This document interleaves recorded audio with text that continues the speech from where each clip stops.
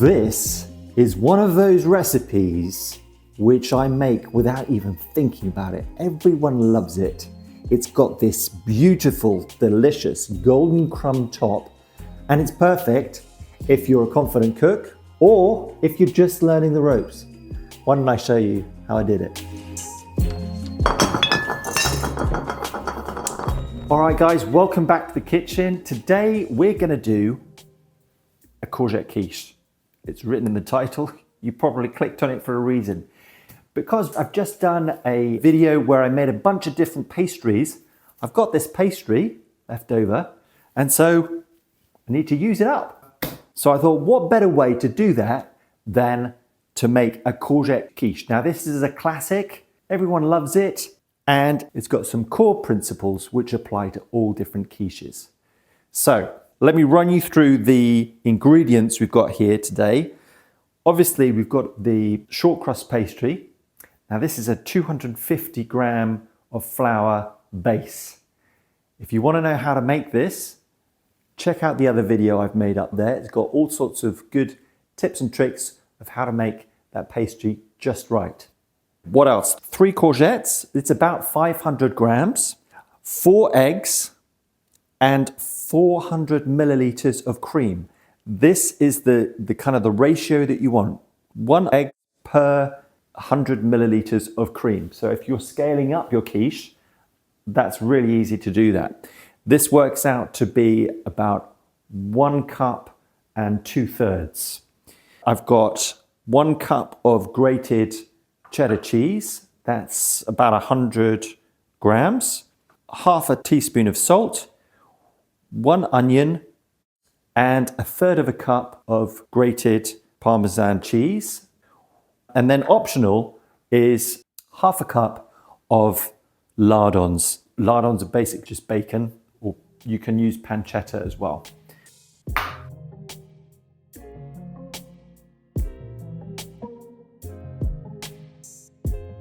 Great. So first thing I need to do is sort this pastry out. Right, so this is the pastry that I made yesterday, and it's been in the fridge. But you don't want to work pastry as soon as it comes out of the fridge, because it will be too hard and then it will crack up. So take it out, let it come up to temperature. You want plenty of flour on that work surface. Another tip is if you give it a little tap like this, that will also help things to sort of loosen up, and you're less likely to have those cracks once you start rolling it out. So we're going to roll from the middle to the outside like that. And you don't ever want to go over the edge, because that will squish the edge and then you'll end up with an edge that's much thinner than the rest. So try and keep it in that middle area there when you're rolling. Just a light touch. And you keep it moving.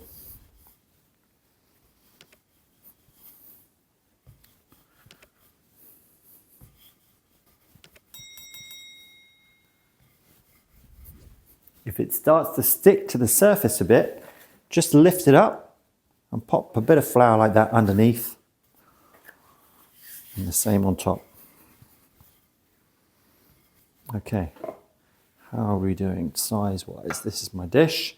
So this is a 25 centimeter, 10-inch porcelain dish. It's still a bit on the small side. I want it to overlap a little bit. There we go. That is good. All right, so that's almost 35 there, which is what in inches? About 13, 14 inches. So you want to have that excess to go over, and you'll see why. Now to put it into the dish, I'm going to roll it up, place my dish down in front, and then roll it back down, just over like that. Then you want to come in, lifting up the side, and bring it down into the corner. Okay? Lifting up, bring it down right into the corner of the dish like that. If you push down, you'll end up breaking a hole. The pastry is actually quite fragile, so you've got to treat it quite lightly.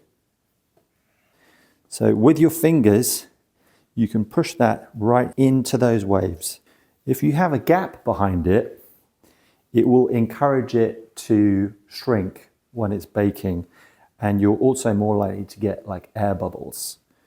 So it's good to really get into the nook there.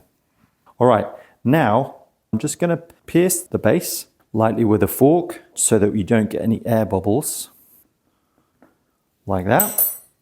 Okay, now our dough is ready. It needs to rest. Yes, it's already rested before, but we've been working those glutens to prevent it from shrinking too much when it bakes. You give it another rest. Now, ideally, this would be an hour or 2 hours in the fridge, but a little hack is that you can pop it in the freezer for 15 minutes, and that does the job. Okay, while that's resting, I'm gonna turn the oven on so it starts to preheat, and then we'll start working on the rest of those ingredients. It needs to be around 200 Celsius, which is about 400 Fahrenheit. Right, the first thing we're gonna do is we're gonna brown off the bacon or lardons. And it's a good idea to preheat that pan, bring it up to temperature before you put anything in. That will help things not to stick. Okay, once that pan's up to temperature, those lardons can go in. I'm gonna turn it down a bit. Don't need to go crazy. Then while that's slowly frying, I'm gonna chop up these onions. I always find it easier to peel onions if I've chopped them in half first. And I'm gonna flip this board. I don't want any dirt or getting on these onions. Now, I've got this tool here to make onion chopping much easier. Just go straight on there and then you give it a good wham.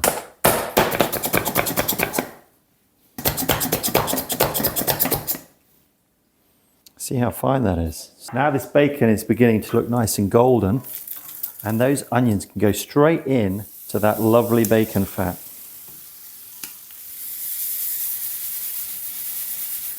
I'm just going to cook these down for about 10-15 minutes.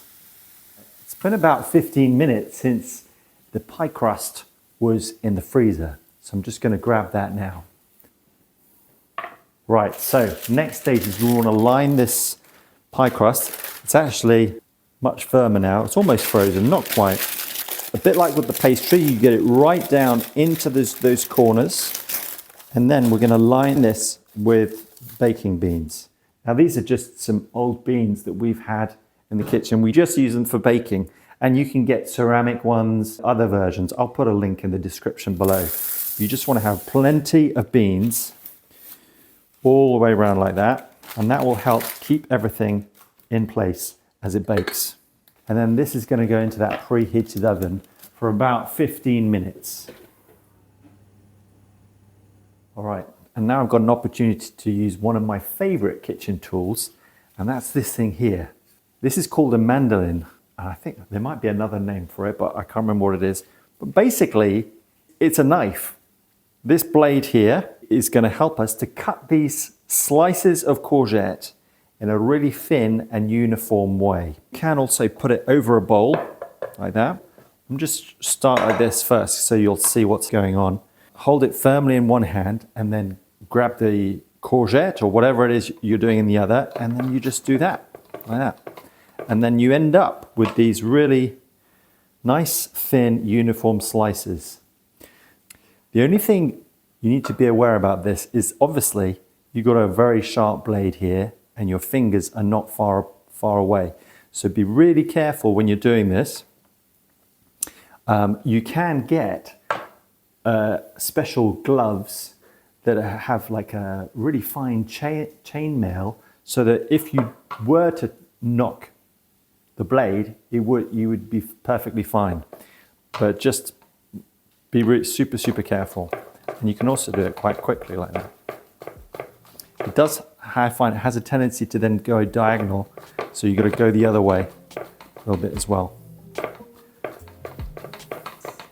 So I left the tails on these courgettes for a reason, so I could get right to the end like that.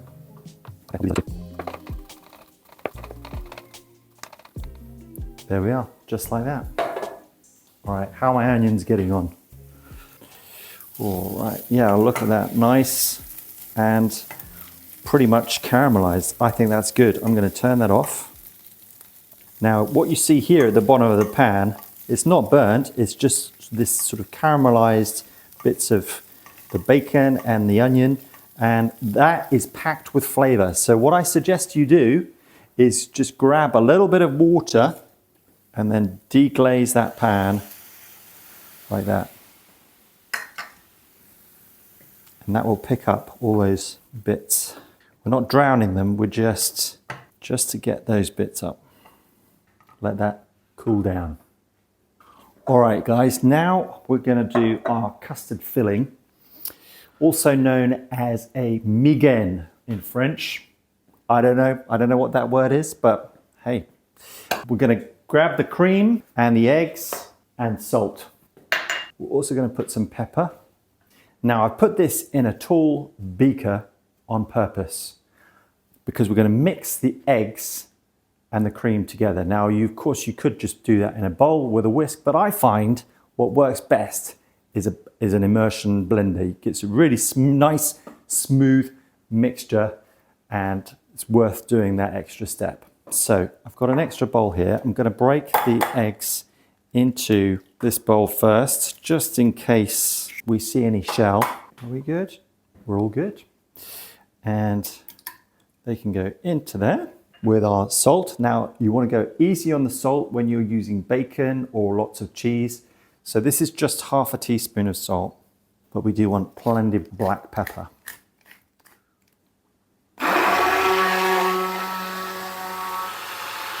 Nice, smooth. Now, when you're using an immersion blender, don't lift it too high when you've got it turned on, because that liquid will start to want to go everywhere. All right. So the dough has been in there for about 15 minutes now. Put these just to one side. Now, as you can see, we've got the edge has got some color on, but in the middle, it's still soft. So that needs to cook a little bit more. So probably 5 or 10 minutes back in the oven, but I'm going to turn it down now to 180. All right, out of the oven, and it's cooled down for about 5 minutes, just so that I can handle it. Now, all this pastry around the edge here, we're not going to want in the final thing. So I'm going to trim it. What I find is best to do that is a bread knife, because it's got sort of slight serrated edges, and you just want to gently do that across the edge. And turn it as you go. Just really gently. Okay, now that's done. I'm going to move this lot, but I'm not throwing that away. You'll see why in a moment. Okay, now we can layer up this quiche, and we're going to start by putting the bacon and onion right in the base. Spread that out with an even layer. It's sort of like a jammy chutney texture, like that. And then get your cheese, and we're going to put just about half of it on top of there. Then we'll put some of the custard mixture, and then start layering on these courgettes.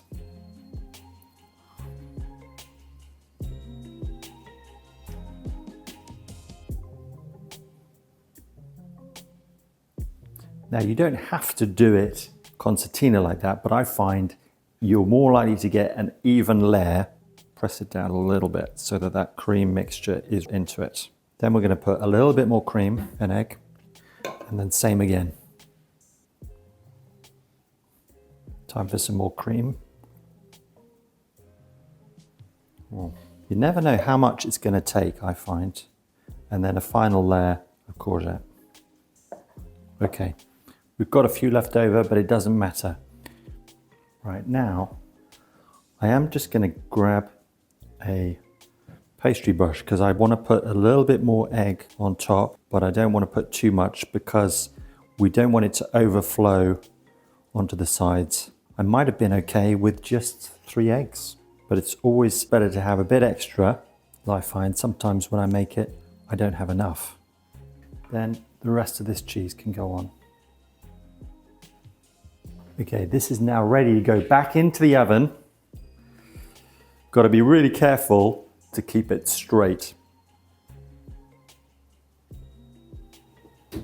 Right, this time that's going to be in there for about 20 minutes. If I've got any bits left over like that, I'll just put them into another dish, and then I can put the extra custard on there too. And then that way, nothing goes to waste. And it's not the only thing that we're saving. I've got the crusts here from the pastry, which is really good, buttery pastry. And the Parmesan we didn't use earlier. So with this, I'm gonna make a sort of crumble topping to go on top of the quiche. And it's super, super easy. I'm just gonna do it in this little blender here. So they go in there. Now I've measured out roughly about 60 grams worth. So it wasn't quite all of it, but most of it. And then the cheese can go in too. And then just gonna give this a little bit of a blend. There we go, we've got a nice powder. And then to make it a little bit sort of crumbly, add a little bit of olive oil on that. Whiz it again. I'm also going to put the slightest amount of water, really careful. We don't want to make another pastry. And that can wait until that quiche is half done. Okay, here we are. It's not done yet. It's starting to get some colour. But now I've got my crumble mixture. I'm going to put this on top. Carefully sprinkle it on. You might find it easier with a spoon. In fact, I am going to get a spoon.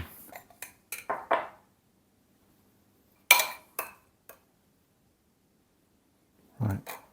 And then back in the oven for 10-15 minutes, just to golden up the top and finish cooking underneath. You know when it's ready because it starts to puff up.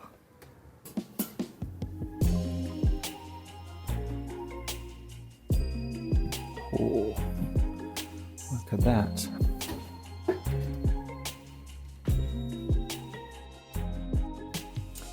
You'll want to give this a final rest before cutting into it in order for it to firm up and get a nice clean slice.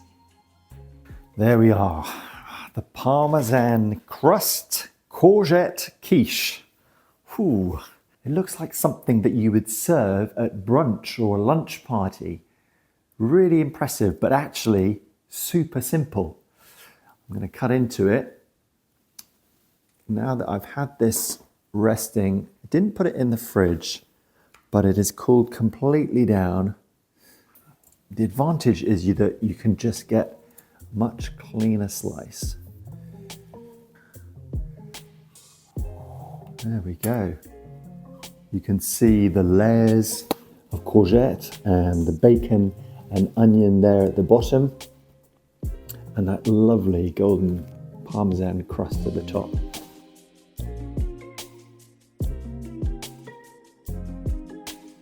Now you can even make this a day ahead, and if you like it warm, you can warm the slices up individually in the oven, maybe 20 minutes at a, I don't know, 100, 120, and that'll be perfect. Serve it with a little bit of a salad. Now, of course, there's nothing to stop you from carving this up as it's fresh from the oven. You just won't get the clean slice. It'll be more messy. So let's have a taste.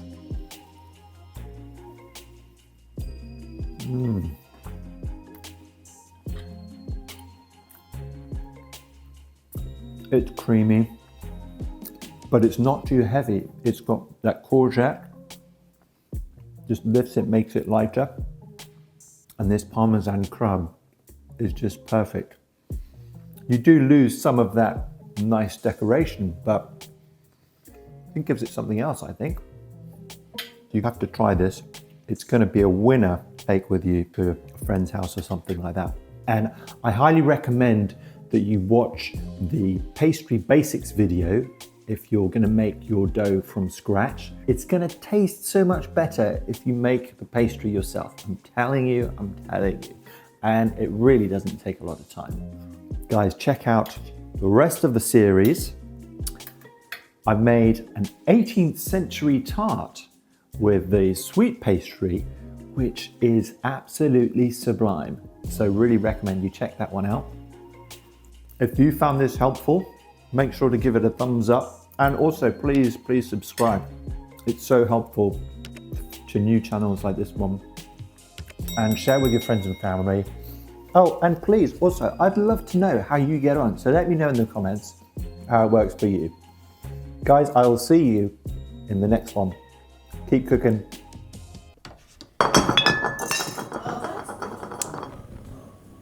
Puddings in this house.